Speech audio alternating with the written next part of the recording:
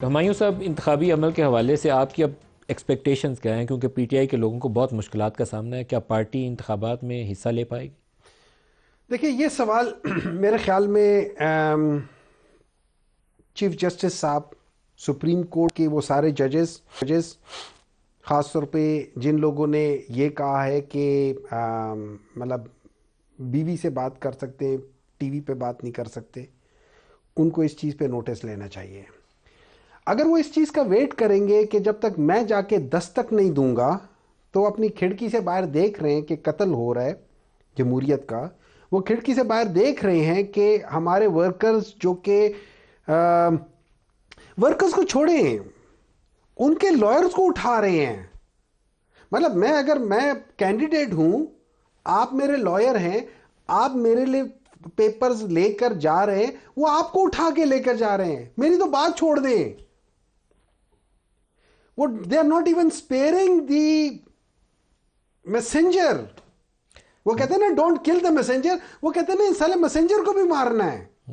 सो अगर यही सब चीजें चीफ जस्टिस साहब देखते हुए, हमारा जो सुप्रीम कोर्ट है उनके सारे जजेस, जस्टिस अतर मिनल्ला साहब honourable, justice Mansoor Ali Shah honourable, justice Yahya Faridi honourable, justice Aminuddin honourable, justice Ahsan साहब, ये सारे जब देख रहे हैं और इसके बावजूद ये हो रहा है, तो फिर एक काम कर लेते हैं ना, let's forget about this practice और सीधा सीधा कर लेते हैं कि भाई आपने मैंने बैठ के डिसाइड किया है कि अब आ जाएंगे कि जी इनको स्पेशल बाहर से किसी को बुला लेंगे, उनको कह देंगे आज के बाद ये, अगर वो हम जाके देख लेते हैं, हो सकता है सऊदी अरब के, हो सकता है इंग्लैंड के, हो सकता है किसी के जेल में कोई एक आध बंदा पाकिस्तानी ऐसा बैठा हो जिसने बहुत बड़ी बड़ी चोरियां की हो, उनको वहां से निकाल लेते हैं, उनको आगे कह लेते हैं, आगे बताओ क्या।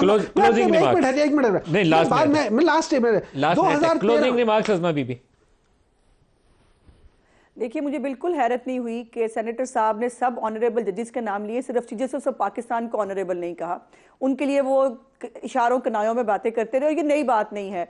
अभी कुछ दिन पहले भी जो है कि जस्टिस के खिलाफ एक बड़ा खूबसूरत ट्रेंड, बहुत खूबसूरत ट्रेंड चलाया पीटीआई ने, और उनको जो है वो किन अल्फाज से नबाते रहे, और उनसे पहले, उनके आने से पहले क्या क्या करते रहे अपने दौरे हुकूमत में, वो मुझे याद कराने की जरूरत नहीं। लेकिन बात यह है कि आपको याद होगा कि ये बड़े फनकार लोग हैं। एक चीमा साहब जो है, जमशेद चीमा साहब ने इलेक्शन लड़ना था, और उन्होंने अपने जो वोटर, वो जो है तायद कुनिंदा या प्रपोजल जो भी था, उसको वोटर, वो अपने हल्के का वोटर ही नहीं था। ये फनकारियां करते हैं ये।